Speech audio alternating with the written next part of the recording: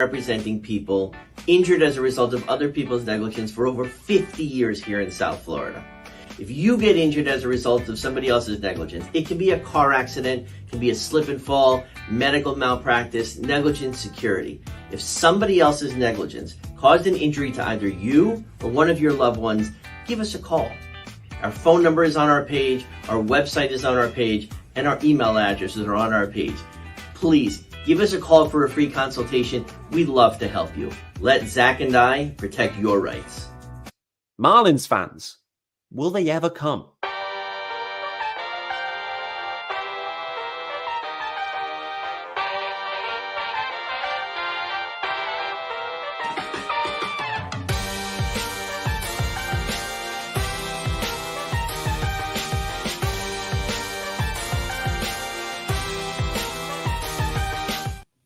Hello and welcome to this edition of FOF Live presented by Burger and Hicks. As always, you could check out Burger and Hicks on their Instagram, on their TikTok, and you could call them on the number below. We'll have that as the show progresses.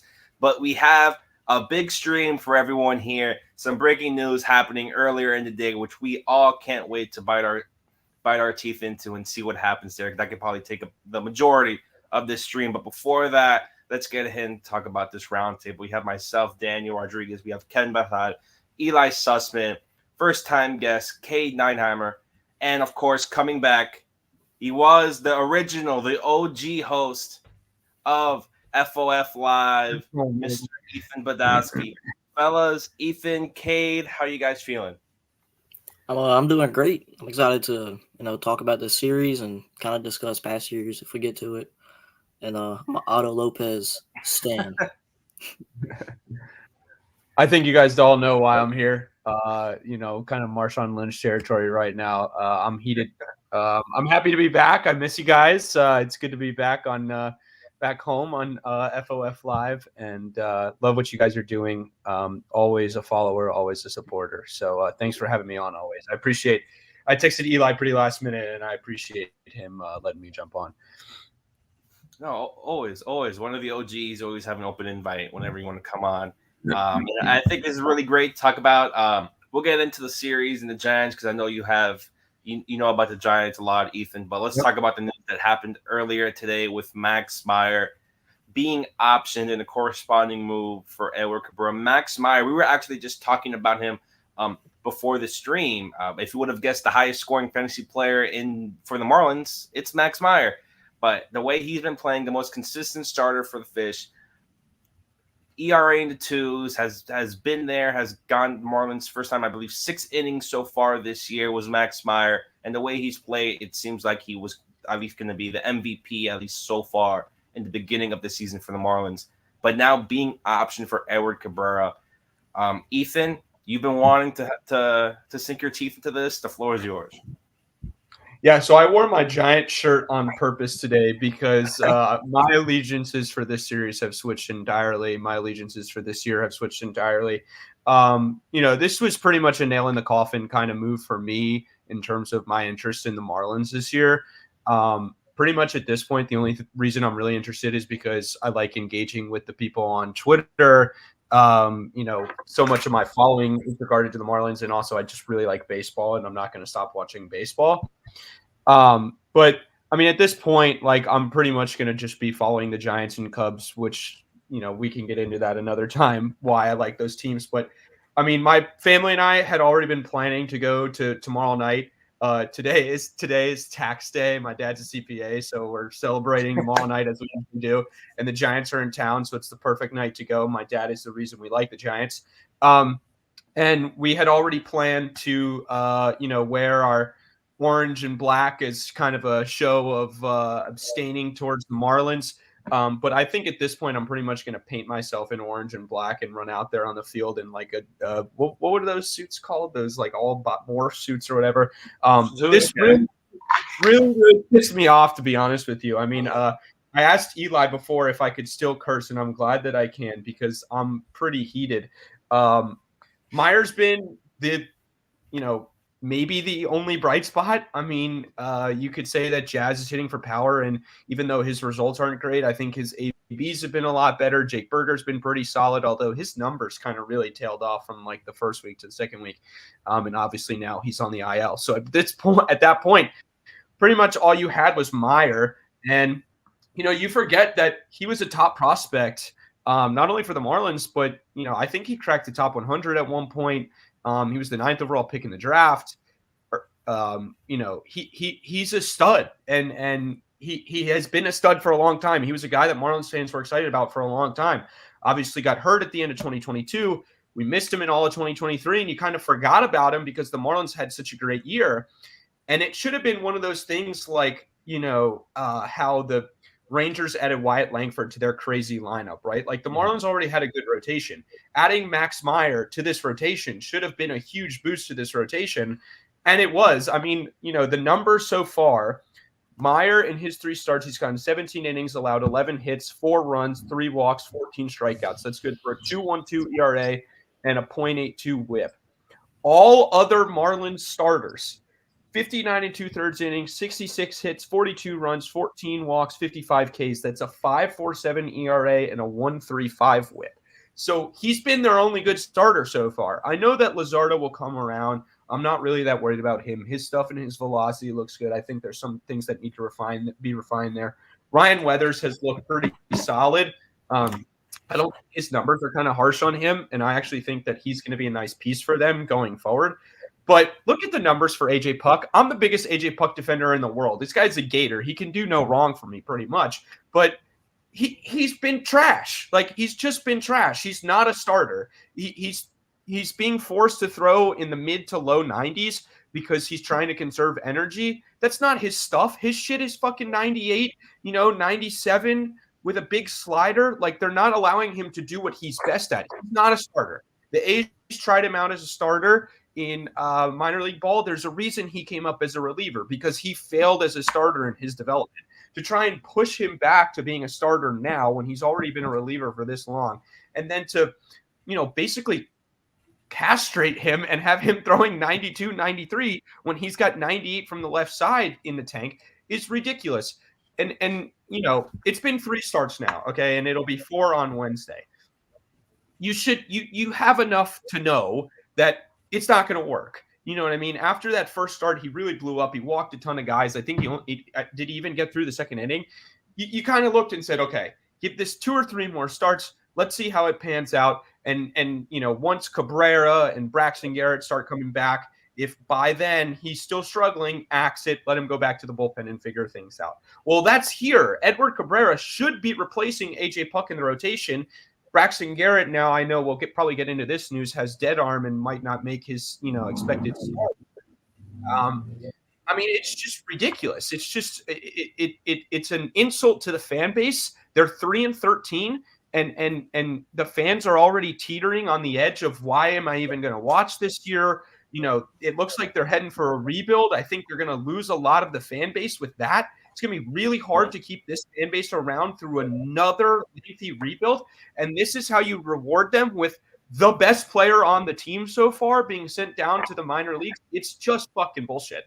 And fans should be pissed. I'm pissed. I'm already super fed up with this year, how it's gone.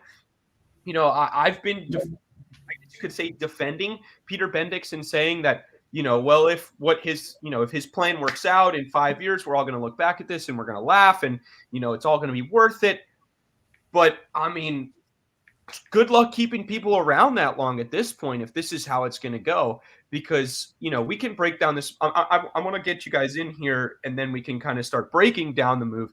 But I mean, we can break it down from a million different ways, and none of them make sense. I've been trying to make sense of it in my head, and none of it makes sense. What poor Skip had to answer for the front office in front of the media today, this is when Peter Bendix, this is a moment where Peter Bendix needs to say, hey, I'm going to take these questions. I'm going to answer these questions. Skip shouldn't have to answer these questions. This is not his decision. He doesn't control who's up and who's down. That's something I learned from, Don Mattingly. The managers are not always paying attention to the minor leagues and who's coming up and who's coming down, because they're just being handed a card and being told, hey, put a lineup together. So, for Skip to have to answer to it is bullshit. I think the front office needs to answer it, and they have to answer a lot of bigger questions about what the fuck's going on here at 3-13. So yeah, I don't want to rant for too long. I want to let you guys have your say, but because I'll have plenty to say throughout the discussion. But yeah, that's pretty much my initial thoughts. I'm going to attempt in a few moments to look at it from Peter Bendix's wild perspective. But Kevin, anything else that you want to add first on? I think most of us are generally aligned on this, but why it is that this was as the timing of this, when all things considered, what is your viewpoint on the fact that Max is the odd man out despite being their best man so far this season? Yeah, I'm not one to really share the opinion too much on the public light, but I highly disagree with the move. There's just no other way to say it. The guy goes out there and he shoves. I think 2 out of the 3 games he's pitched have been the only wins the Marlins have had this season, just to be clear. It was the Braves game on Saturday and then that Cardinals game, which was their first one of the year. And you can make the case that he still has a lot of stuff to work on. And, the part that confuses me a little bit, and I know Skip, again, not much you can do about this. He probably wanted to keep him up there. He wants to win more than anyone in this organization. Is throwing him out there, AAA, 3 innings a week. He said 1 game a week, 3 innings. And, just do it here at the major league level. The guy went 6 innings, 95 pitches. And I know, it's a little bit bullshit the way I look at it, man. There's just, I don't even know what else to say that will keep me as professional as I want to keep it. But, definitely not, I highly disagree with the move. I think it's by far the worst move they made. And, that goes a long way with the other moves they've made, this offseason, the lack of movement, you want to say. And now you have to rely on Trevor Rogers, who's coming back from injury, Ryan Weathers, who's not really been consistent at the major league level, and Jesus Luzardo, who hasn't looked very good. And again, I think, Ethan, you said it right. I mean, Puck has not looked good. You can make the case that his last start in New York was actually his best. Which, in all fairness, it was actually not that bad. It was actually pretty good You're right. in New York. But again, I mean, when you have someone like a Max Meyer, who I believe, if it was one of the first graphics he put up, Eli, he's number 2 on the team in WAR right now. And Daniel, you said he has the most fantasy points. Again, it's for a pitcher, but he's been one of the bright spots on this team. And knowing Max Meyer, knowing the way he really rolls, the way he is, he's an interesting guy. And probably telling him, hey, we're going to send you down after winning us 2 games.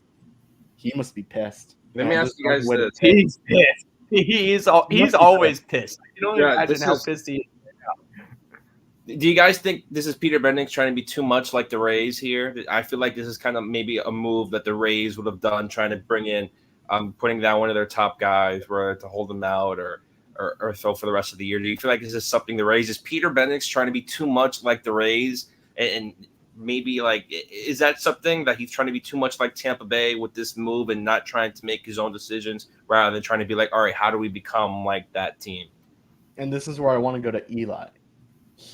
There's no way this is service time, right? Because he already was called up once. He gets called up again, right? And there's no service time manipulation involved here. All right. I will try to speak on behalf of the team here, what I imagine the team is thinking, aside from what they're literally saying, but what they're thinking here. You just go back 1 month ago when Max was optioned to AAA. You remember that happened actually on his birthday in the middle of March. He was sent down. There was not a big uproar when that move was made, right?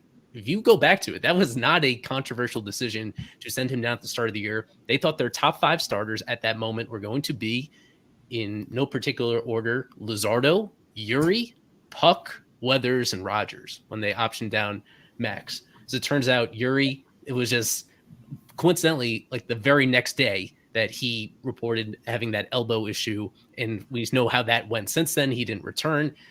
Edward Cabrera was out of the picture right then.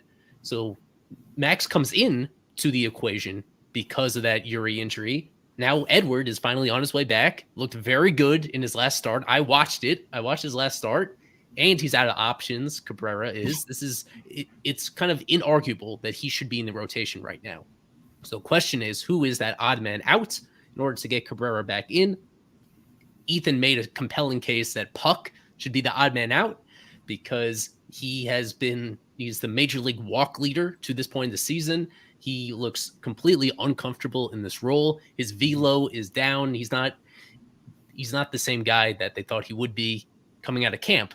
If you go back to spring training, he was excellent.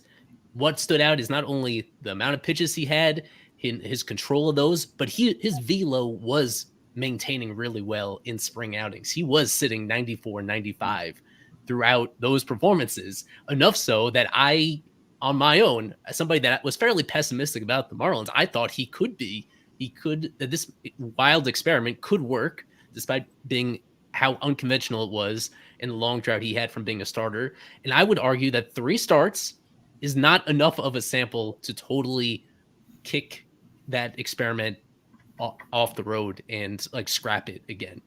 I understand they have some needs in the bullpen and he could help in that way, but there is so much value to be able to create a starting pitcher like that.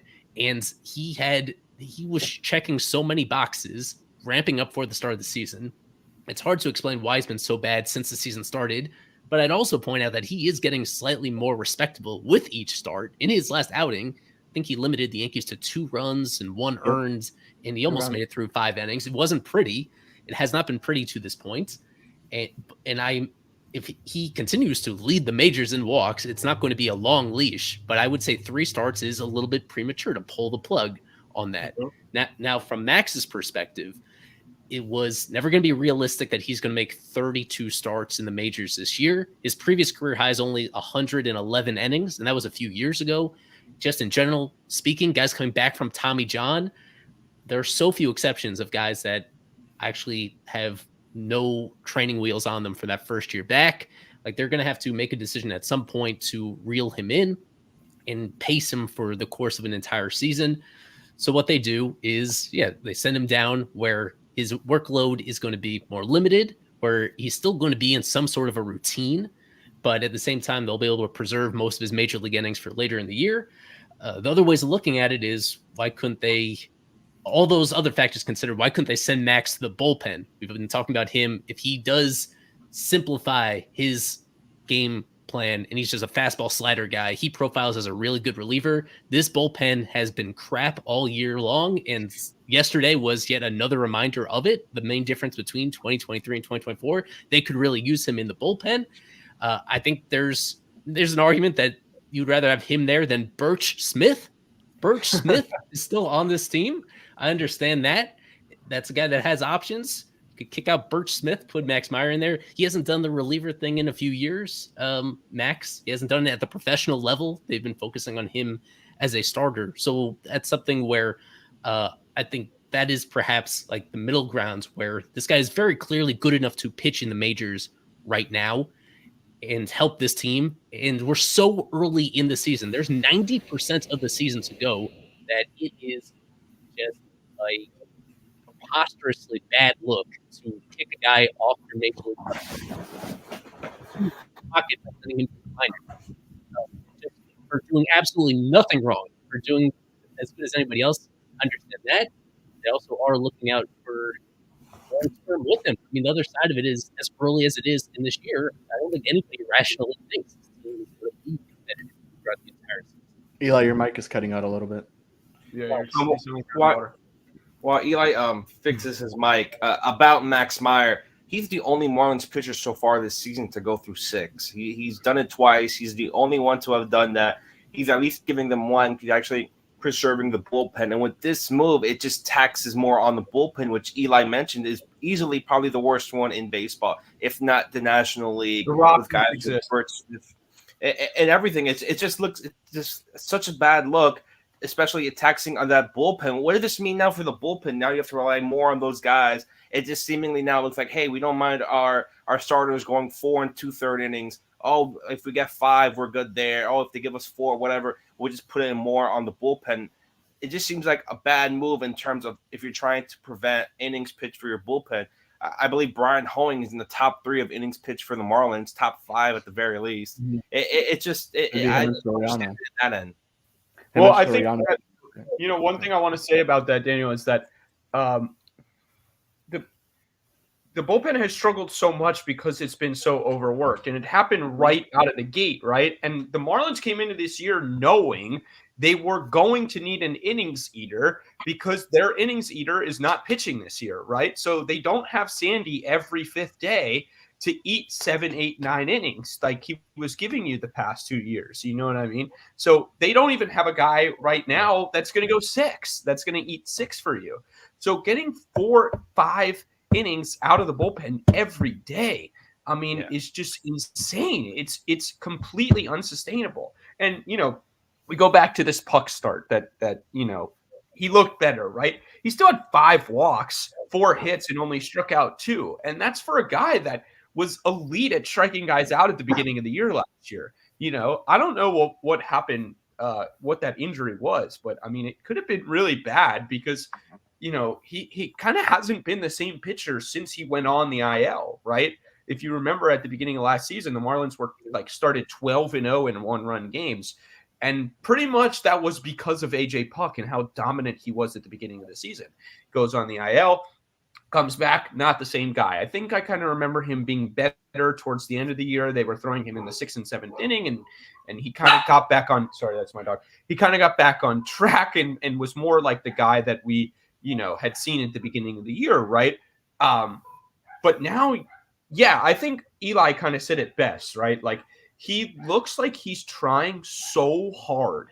Like, he looks so uncomfortable on the mound when he's in these starts, you know, and he was great in spring. And so that's why I think that it was okay to give him 3, now maybe 4 or 5 starts if he's, you know, if Braxton's not going to be back and whatever. You know, I think the biggest problem that I have with this is that they're going to play this off as an innings management move.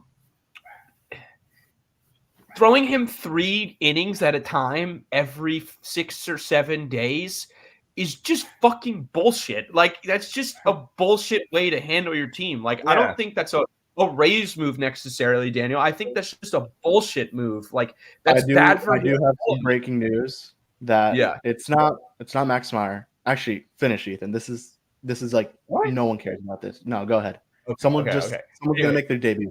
Johnny Pareda got added to the 40-man. He's going to be taking Bethencourt's spot from the IL. Okay. Bethencourt's going to the IL. Pareda's coming up. He's getting added to the 40-man. Continue. All right. Gotcha. No problem. So, yeah. So, anyway. So, I mean, that's a move that if they knew he was going on the 40-man, they could have not moved Meyer down if he was going on the IL. I know they need a catcher. They could have moved the catcher around for a bullpen piece or something. I mean, it's just, you know. But the biggest thing is could be a knock on Max Meyer's development if he's only going 3 innings at a time, right? Like, you want to see him as a guy that's going to go 6, 7, 8 innings, you know, and be a number 1 or number 2 starter, like, hopefully. You know, obviously they have Sandy, so he's not going to be a number 1, but, you know, a number 2, number 3 starter, a guy that can give you 6, 7 innings, you know, if you need them and if he's pitching up to his stuff. And yeah, it is important that he was the only pitcher that's given them 6 innings this year. He gave them 6 innings against arguably the best lineup in baseball too. And he walked 2 and struck out 7. He was fantastic. Didn't allow a run, if I'm not mistaken. I mean, you know, I just think the timing, the PR, the look of it is all so bad. It's just so bad. And you know, any way you skew this, you know, if you want to go innings management, if you want to do you know, you got to give Puck another shot. You know, if you want to do, they told him at the beginning of the year this was going to be the plan, and they were already planning for, you know, I get that, you know, they had already been planning to, you know, send him down at the beginning of the year, and that was what happened. But were they going to baby him? I mean, you know, when they were trying to manage Strasburg, right, they did it on the back end. So they let him throw, like, that's a guy I always think about with innings, with load management, right, with Steven Strasburg at the beginning of his career, you know, because they famously didn't allow him to pitch in the, you know, capped his innings before the playoffs, and he wasn't, you know, available for the stretch run, right? And then they like collapsed, or they made the playoffs without him and he wasn't available, whatever the case may be. That's a guy I always think about with innings management. They managed his innings at the back end, so they let him throw 120, 140 innings, whatever it was, maybe even at that point 160, 180, and and they got those innings to the Major League Ball Club. So it's like, what value does it bring to your organization to have him throwing 3 innings every 6 or 7 days at AAA? Sorry, that's not going to win. That's not going to win you any. Your dog agrees.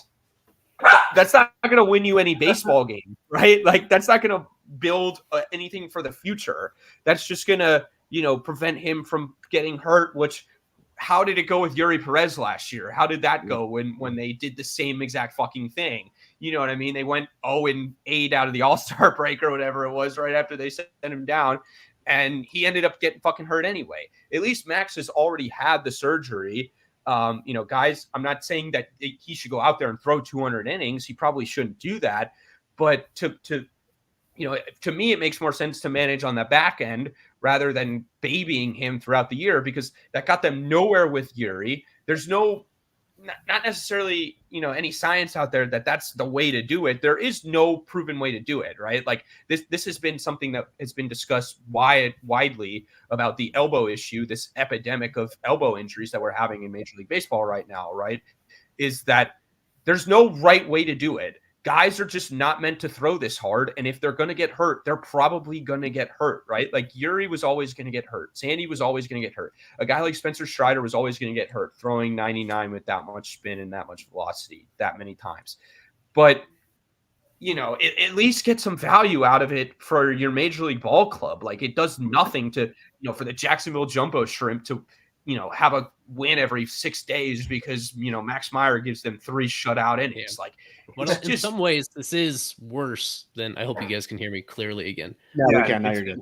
Reason why, in some ways, this is worse than the Yuri situation is because Yuri was 20 years old. This guy's 25, and he's already been through close to a full minor league season. With Yuri, he never pitched more than like 78 innings in a whole year. That's what was so unprecedented with him, is that his past workload was so tiny. He was so inexperienced.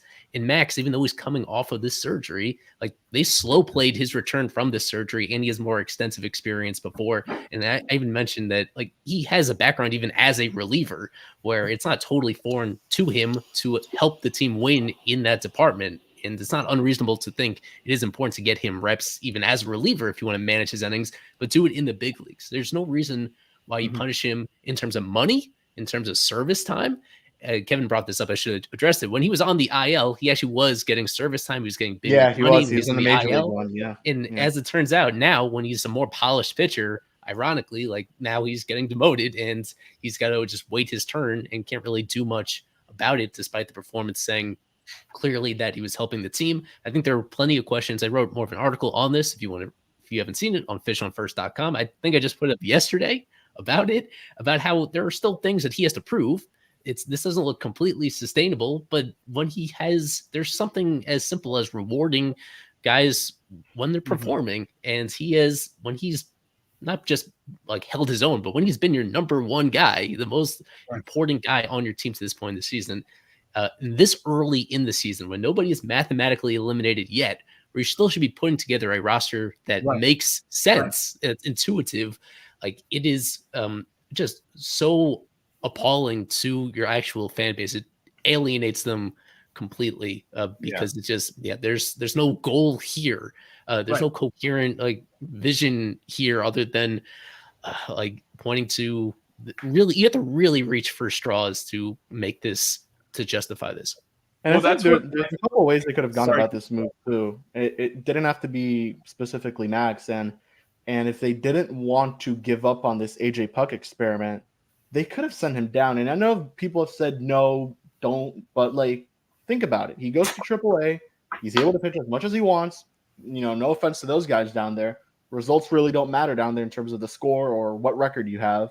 It's really about developing and getting to the next level. Puck could do that down there without a problem. You keep Max up at the big league level where he could go his 5 and 6 innings. There was a different way they could have gone about this. I personally thought it was going to be Puck when I heard about the Cabrera news yesterday. I had seen him walk out of the ballpark. I thought it was him completely. I'm not going to lie to anyone. But it ended up being Max Meyer, and unfortunately, that's just the case. And and the way Skip really, and again, you have to mention this. Skip is right now going to be a free agent next year, so whatever happens after 2024, not really Skip's business or his problem. So, and I think someone tweeted, he didn't use the word we, he used the word them or something like that. Like, I don't know how much of this he had to do with, and almost probably none, honestly. But No, this is not his decision at all. It's not his decision, exactly. So he could have gone, there could have been different moves made. You could have sent down Trevor Rogers, who I know he's been good, but you could have given him some more time down there in AAA. I don't know. Yeah, but it's not even sending somebody down from the rotation. It's going to a 6-man rotation and sending down one of the shit relievers that you have that has no business being on the roster over Max Meyer. I mean, that's. I think the biggest thing that is what Eli just touched on, which what kind of message does this send to the fan base? What kind of message have they been sending to the fan base all season long about what matters to them, right? So I understand they're going through a transition, and the problem with going through a transition is not necessarily that they're going through a transition. It's the timing that they chose to go through a transition. If they had just waited one more year with Kim Ng and just said, okay, you took us to the playoffs, we'll give you a 1-year deal, maybe a 1-1 with an option, with a 1-year deal with an option. And if it all goes well again, we'll keep you around. We'll talk about a long-term deal. You know what I mean? Like, if they had just let what happened last year play out a little bit, I think fans would have been like, okay, it didn't work. It went sideways. They didn't have Sandy. Okay, we can kind of start trying to retool this roster. But to go to the playoffs for the first time in 20 fucking years and then immediately say, that's over. We're going to go in a completely different direction. We're going to change everything. We're going to turn over the whole roster by July, probably, right? I mean, all your favorite guys could possibly be on the chopping block. Jazz Chisholm could be gone. Sandy's probably going to stay only because he's going to have Tommy John surgery and his value is going to be at a low, which is not when you want to trade him, obviously.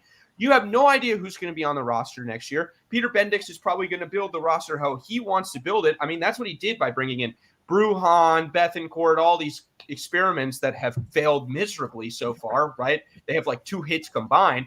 But I think just the biggest thing is that, the reason I love coming on this is because it allows me to kind of get all my Marlins thoughts off my chest. And I think one thing that a lot of Marlins fans have been feeling this year is what's the fucking point?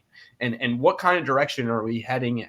And I think a lot of Marlins fans are going to be questioning how long they're going to stick around if they're going to stick around through another one of these fucking rebuilds. Because why? Why would you? They've shown no desire to want to put a productive a good product on the field this year, the year after they went to the playoffs for the first time in 20 years. All they've done is sign shit players that haven't done anything, made bad decisions in terms of, the putting the puck in the rotation that hasn't worked so far. They just sent Meyer down.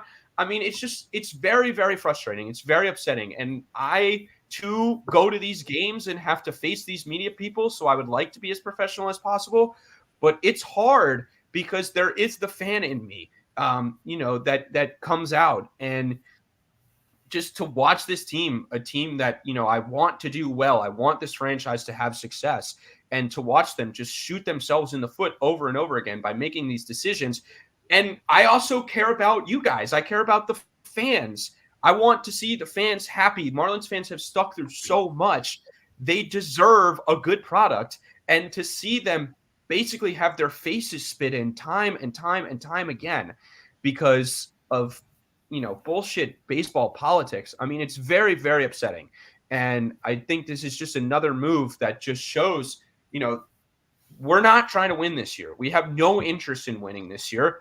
It's better for us if we lose a bunch this year so that we have an excuse to trade everybody at the deadline. And then, we can start stacking picks, and maybe they'll turn into a drafting monster, and maybe they'll turn into a development monster, and maybe they will be a raised kind of 2.0 organization. But how long is that going to take? And how much patience are fans going to have? I don't have a lot of patience. I've got 2 other teams I can root for and go watch and enjoy, and a bunch of baseball that I can go watch. There's only 3, Isaac, by the way, so not 4. There's only 3, and right now they're kind of trending towards the top. But let's be honest. Why? I'd much rather watch the Giants and the Cubs right now, and that's what I'm going to do. Luckily, I get to watch the Giants, and maybe that's a good segue into, I still got those hosting skills, man. Maybe that's a good segue away from this topic and into this series coming up. But really, it's very, very upsetting because I want them to be successful, mostly because of guys like you and guys like fucking Alex on Twitter and Fish Army and all the people that have stuck through everything. To see them have their faces spit in again, you thought maybe Laurie and Samson are gone. Maybe this will be different. And, so far it hasn't been. Yeah. Let's hear from. I want to hear from Cade, and then we'll get into Flip Fish break and bring in Alex Krutchik for a little press box report after that. But go ahead, Cade, before we get into the break. So I kind of stand on Peter Bendix's side of optioning Max Meyer. At first, I was like, "What in the world?" Yeah. At first, I was like, "What in the world?" But like our season's basically at stake. Our guys, he's through 3 outings. Our only 2 outings that go 6+ innings from our starters from Max Meyer. Sub 2.5 ERA, something like that. But our future, we're missing our ace. We're missing our baby ace. Our third ace sucks. Let's just be honest. And Max still has prospect status. So next year, I feel like we're going to put all of our chips in. We're going to sell somebody at the deadline. Hopefully, it's Josh Bell because he also sucks and strikes out every 2 plate appearances. But so I kind of agree with Peter Bendix on that. Yeah. All right. Well, with that, we'll go ahead. Eli, do you have a little Flip Fish before we head to the break? Then after we can talk to Krutchik. I do, yeah, and I think we'll get Ethan out on the other side of the break as well. He's been this was. I can stick around and talk Giants. Now that I think about it, I'll stick around. I'll hang out. All right. Well, quickly, right before we head to the break, we teased this with some bio info of somebody who played for both the Marlins and the Giants in his career. This is an old school one, but a good one, as you see. 40 career WAR, an outfielder who played from 1990 to 2008, both the Giants and the Marlins during his career. I got this. Yeah, really good career numbers across the board. A 303 hitter, but we're running a little behind schedule, so we're going to dive into the break right now. On the other side, we'll see if anybody can get this right. We'll go to the press box report, and then we'll talk a little bit about the Giants as well. So stick with us here on FOF Live. We have been representing people injured as a result of other people's negligence for over 50 years here in South Florida. If you get injured as a result of somebody else's negligence, it can be a car accident, it can be a slip and fall, medical malpractice, negligent security. If somebody else's negligence caused an injury to either you or one of your loved ones, give us a call. Our phone number is on our page, our website is on our page, and our email addresses are on our page. Please give us a call for a free consultation. We'd love to help you. Let Zach and I protect your rights. Anybody think they got this one? Let me check the comments. I think this is a real Ethan Flip Fish because I think 3 of his favorite teams Yes. played for. Yes. Eli, I'll be honest, I have no you clue. go? Tell us. Is this Moises Alou? This is Moises Alou. Oh my gosh. Nice. Thought 39 being born in Georgia might throw you off because I think he's like Dominican by heritage, but he happened to be. Felipe must have been in Atlanta at the time, right? Yeah. Oh, yeah. Must have been. So, 44 for Moises Alou. Nice career. 885 OPS. Good player. Let's bring in Alex Krutchik and let's hear what he has to say. Then we can maybe go really quickly in the Braves and go ahead about the Giants. But let's get our press box report from Mr. Alex Krutchik. Alex, how is everyone handling the big news about the ice How's it cream? going, Daniel? The big news, yes. So Johnny Pineda is officially on the roster. He's been called up. Christian Betancourt's going to 10-day IL. How's the ice cream machine? Is it still on the IL or has it made the roster? It's still broken. It'll probably be back sometime. I won't say that. It'll be back probably. Would it be back sooner than Not Max? ready yet. Possibly. I think he might be bringing it to Jacksonville and he's going to fix it. They called up the Haagen-Dazs though. But tell us, Alex, what you're hearing. How's the clubhouse feel maybe about this news also? So they're all disappointed that Max is gone. Of course, Skip couldn't talk enough about how highly the organization values him and how he's been one of the better pitchers this year. Having said that, I mean, the vibes in the clubhouse were actually still pretty light. Same with Skip. He seemed pretty enthusiastic today, as enthusiastic as you can be given the circumstances. But yeah, Skip basically told us that the organization, including Peter Bendix, gave a plan for Max Meyer at the end of spring, and basically told Max, like, before today, like a while ago, that he wasn't going to he wasn't going to play the whole season. He wasn't going to start 30 games. That was never part of the plan. I guess for me, my only confusion is, okay, I didn't realize that meant like mid-April he was going to get sick. It was kind of something that we spoke about on the Spaces yesterday, where you figured that he would go down at some point. You just didn't know it would be on April 15th. Do you mind if I ask Alex a question? Go Yeah, ahead. sure. Go ahead. Anyway. Alex, I got two for you. One, I think they mentioned here that Skip kind of talked about use they and them instead of we, maybe. Did you find that interesting at all? And was that something that maybe caught people's eye? I'm gonna go back and listen to some of the interviews that I have with him during spring, where he was talking also about the organization as a whole, and see if he talks about we or me or us at any point. Some people can see what Skip usually does, this kind of stuff. So before I answer that, I'm going to look back and see what he said earlier in spring.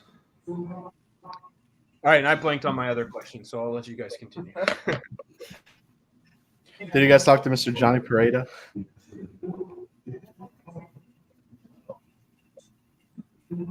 What was the last thing you guys heard? You're good. Did you talk to Johnny Pareda? Okay, did I talk to Johnny Pareda? No, I did not. I didn't physically see him, but I did see his locker. I was able to confirm with a source that he was on the taxi squad, but Danny Alvarez, El Extra Base, was able to confirm that he is on the official roster now. Betancourt is on the There seems to be a bug going through this clubhouse because Tim Anderson. Sorry. Yeah, what's up? I was just gonna say I remembered my question. Sorry to cut you off. Have they given any indication on when Peter Bendix will talk to the media and answer these kinds of questions, and why Skip was forced to answer questions about Max instead of Peter Bendix? That's a good question. They haven't given us any indication, but Eli and maybe Kevin, can you refresh my memory as to when Kim would talk last year? She would always talk during trade deadline, but no way in hell are we going to be expected to wait until then to ask him questions. Did she ever talk in April or May or June last year?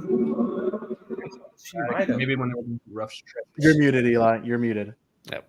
What I find ironic, I remember specifically that there was like an impromptu conference with Kim last July when Yuri was sent down, and the timing of that move.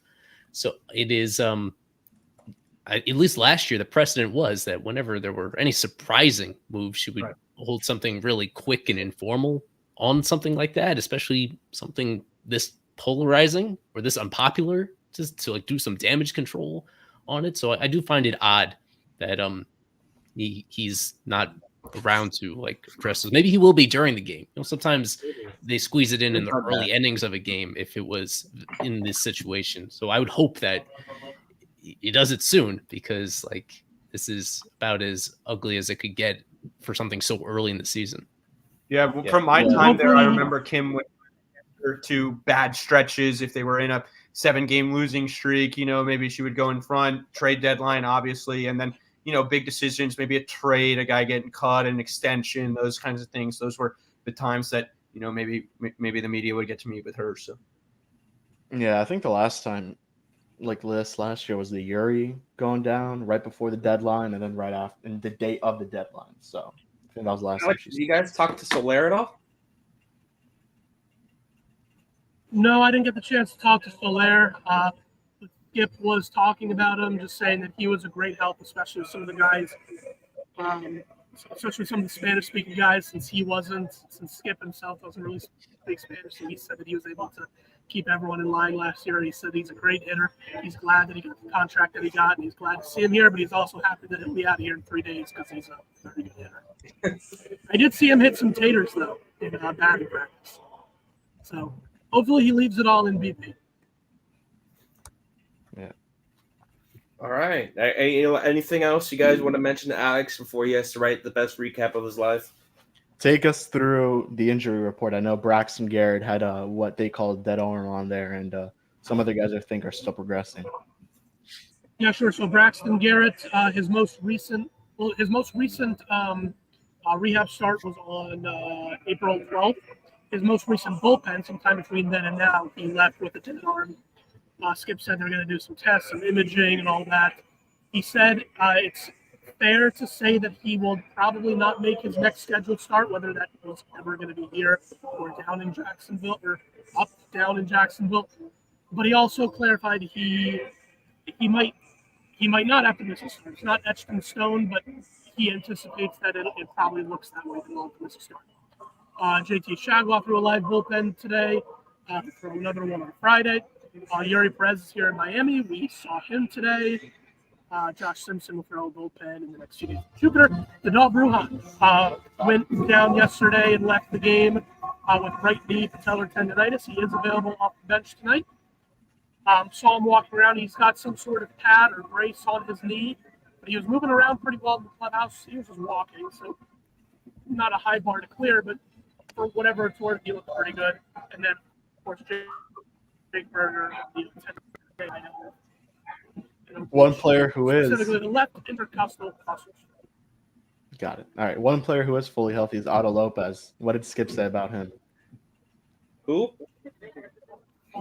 Otto Lopez. I'm kidding. Oh, okay. that was Skip's reaction. Oh. Crutcher, what do you say? Say that one more time. Otto Lopez. What did Skip say about Otto Didn't get Lopez? to see him in... Can you guys hear me? Yeah. Now we can.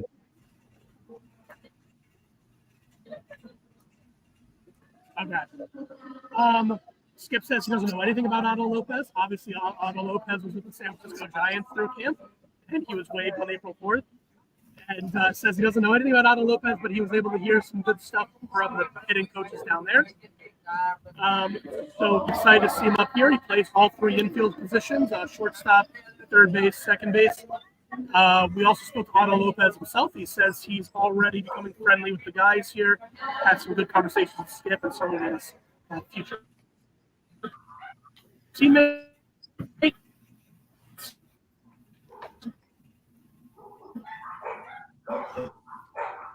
He's very excited to be in the starting lineup day one in Miami.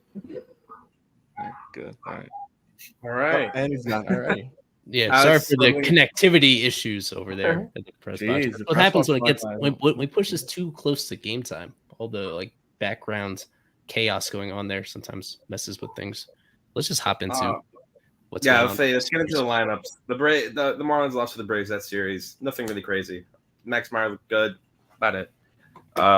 But let's go ahead and just talk about this going on here. The Marlins going up against the Giants. I know Devin mentioned earlier in there a lot of blue on the Marlins side, and then a lot of green. A lot of guys who aren't even qualified yet to become a part of those colors there. You look at Nick Fortes, starting catcher. Marlins catchers have not hit well at all. Saying at all is just minuscule to what they've even done. It's, I believe, hitting 100 combined between Bethencourt and Fortes.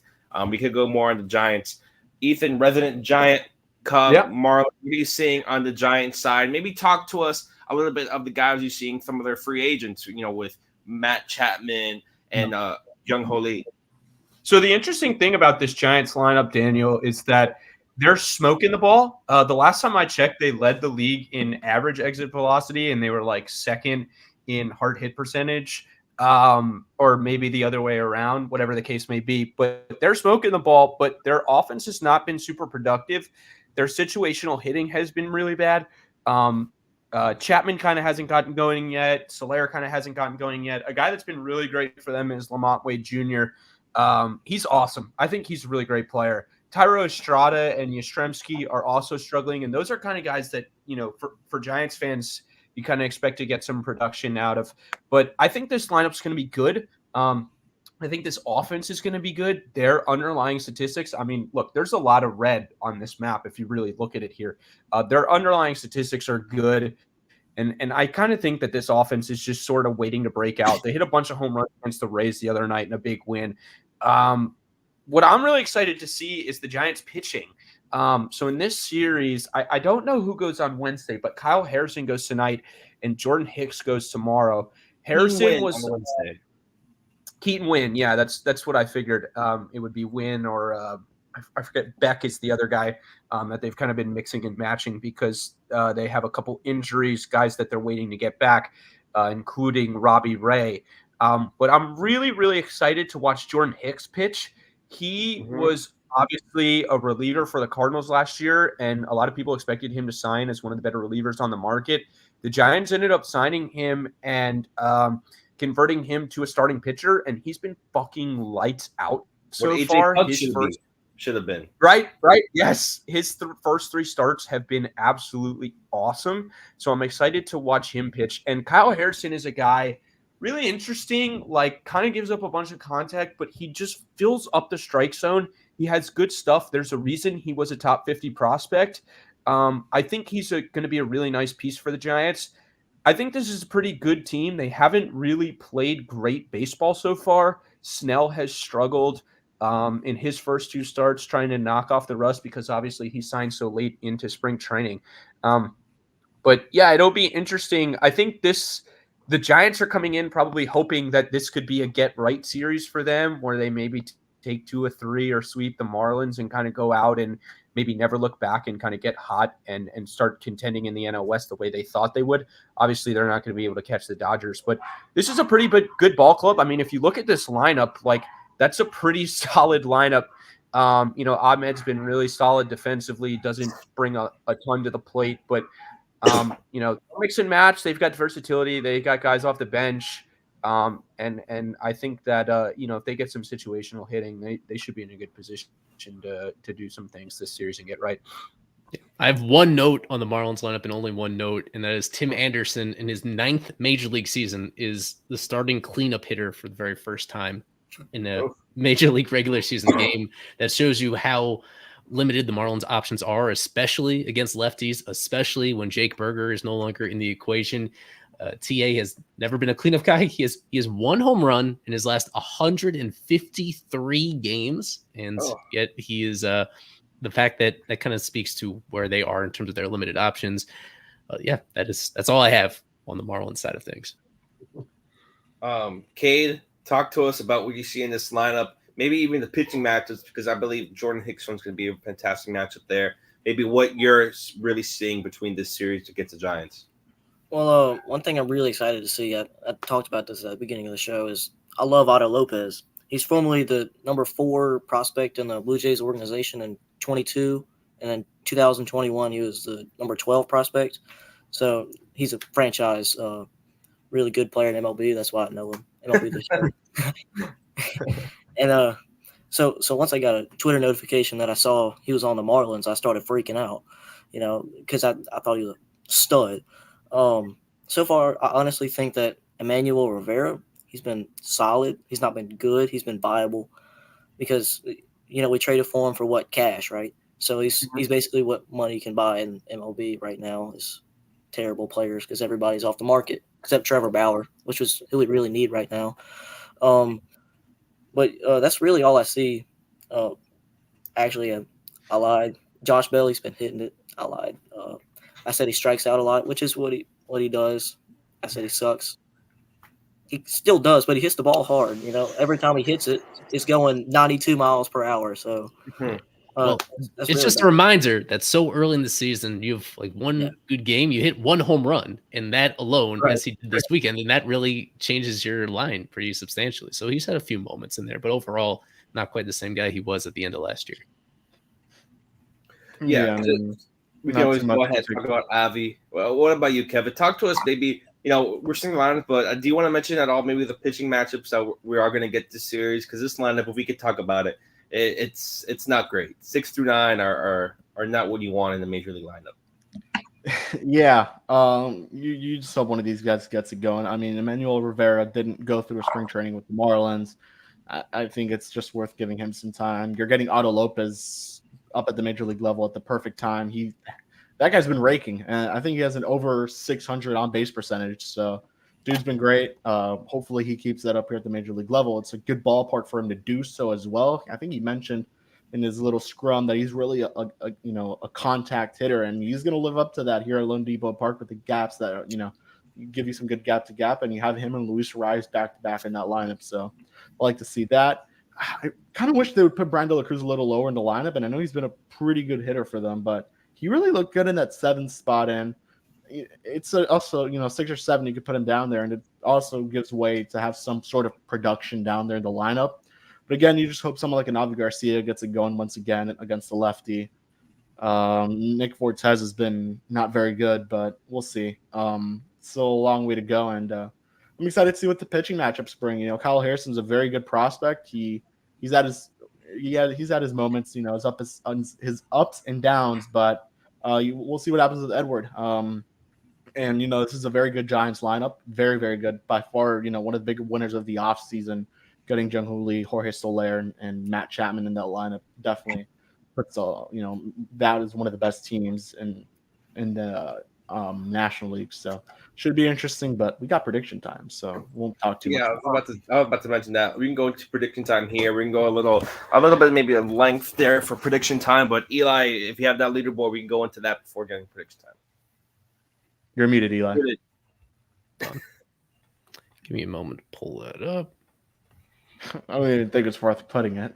Well, Daniel always wants to look at himself. I just learned that Otto Lopez is a flip fist. Yeah, he played for one game for the Giants, something like that. Oh, did he? I didn't realize. Yeah. Well, here's where we are entering this one, combining our staff, Streamgrass, and super subscribers in here every single series. So you join the fun either on our Discord or on our site as a super sub. We'll be competing all season long. It is very profitable to pick against the Marlins, and you can do that. I mean, that's kind of how we adapt to these challenging times, is that we still do this, and you can.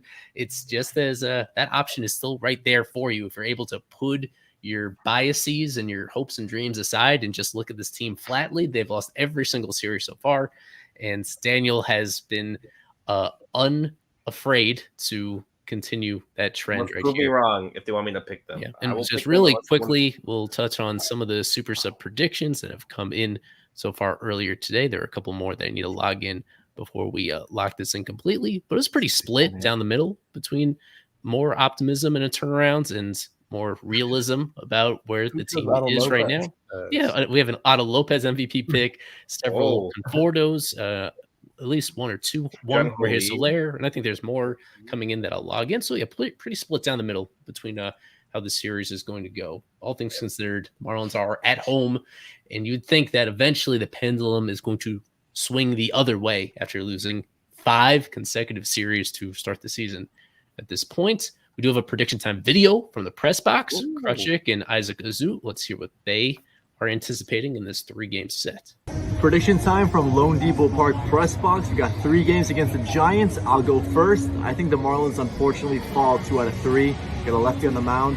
And I'm going to go with former Fish Jorge Soler as your MVP. Krutchik? Ooh, you stole mine. I think Jorge Soler is going to enjoy his trip back to Miami. I think the Giants are going to take 2 of 3. And Soler is my MVP. Back to you, Eli. Yeah. All right. Further ado, if you want to hop into this, Daniel. That might be the most popular prediction here today, but we'll see. But of course, starting off with prediction time, always hitting lead off, Mr. Kevin Barral. Yeah. So I'm gonna go with. Oh God, I'm gonna go Giants take 2 out of 3. But I'm going to go with a Marlins player as my MVP. I'm going to take Jazz Chisholm Jr. He does fairly well against the Giants. So going to hope that lives on and he gives up some good, MVP points for me. All right, I'm gonna go ahead again. Till I'm proven wrong, I'm gonna go against the Marlins. I have Giants taking 2 out of 3, and my MVP, I'm gonna go with Matt Chapman. I think he gets out of his little slump to start the season and has a big series against the Phillies. Cade. So I got Marlins sweeping the series 3-0. Yeah, that's kind of funny, but I got TA7 as my series MVP. I think he bounces back after being hurt, and he's sitting in the 4th spot first time. So I think he's gonna want to stay up in the top of the lineup, and I think he's my MVP. Marlins sweep. All right, Mr. Eli. It's a Marlins series win for the first time this entire season, 2-1 over the Giants. Jazz Chisholm Jr., he's got to step up. They just have by default, pretty much, the drop off from him to the other hitters on this team is pretty drastic. I think he's going to have a big series here to finally get them a little bit of momentum. And last and certainly not least, he loves both teams, but who was heart pick on this series? I'm gonna go with the Giants 2-1. I think the Marlins will win Wednesday's matchup. I think they'll get to keep win a little bit, but I think Hicks and Harrison are just gonna be too good for them. I was gonna take Chapman. I was gonna take Soler. Fuck it, give me Chapman. He's ready to break out in a big way. His hard hit numbers are good, and then Marlins got a couple lefties going this series.